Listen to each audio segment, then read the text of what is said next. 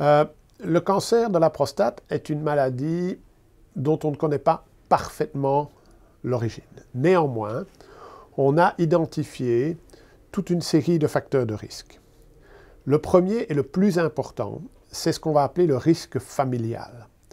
C'est-à-dire que certaines familles peuvent avoir des gènes qui confèrent un risque accru de cancer de la prostate.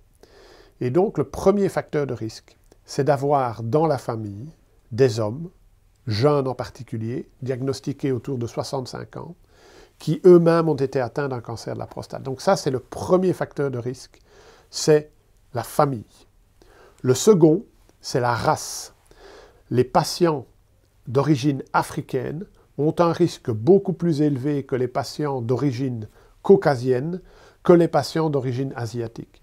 Et donc, en Belgique, on a énormément de concitoyens d'origine africaine, et les Africains, on les encourage à se faire dépister plus agressivement que les Caucasiens. Le troisième, plus critiqué, néanmoins certainement déjà bien démontré, ce sont les facteurs hygiéno-diététiques, c'est-à-dire une alimentation riche en viande, en particulier en viande rouge cuite, riche en graisse, et la sédentarité.